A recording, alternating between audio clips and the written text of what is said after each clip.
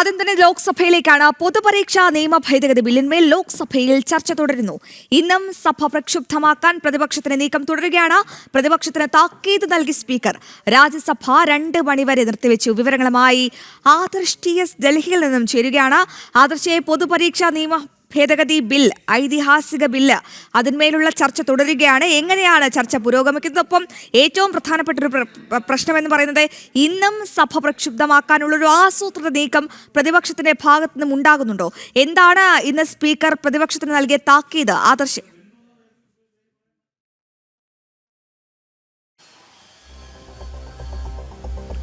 അശ്വതി, ഇപ്പോൾ ലോക്സഭയിൽ പ്രതിപക്ഷ നേതാവ് രാഹുൽ ഗാന്ധി സംസാരിക്കുകയാണ്.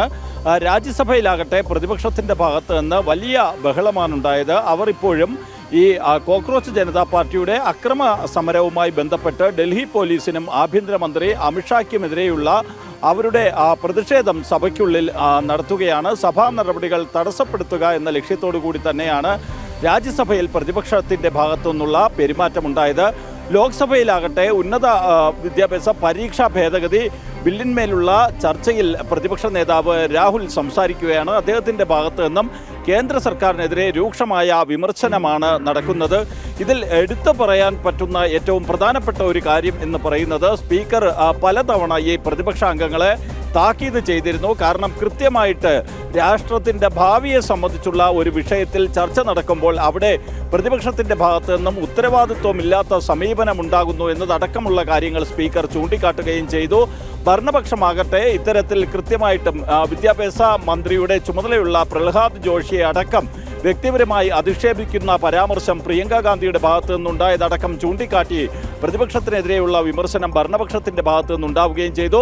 ഭരണപക്ഷം കോൺഗ്രസ് ഈ വിഷയത്തിൽ പുലർത്തുന്ന ഇരട്ടത്താപ്പ് ഉൾപ്പെടെയുള്ള കാര്യങ്ങൾ ഈ ചർച്ചയിൽ ചൂണ്ടിക്കാട്ടുകയും ചെയ്തു.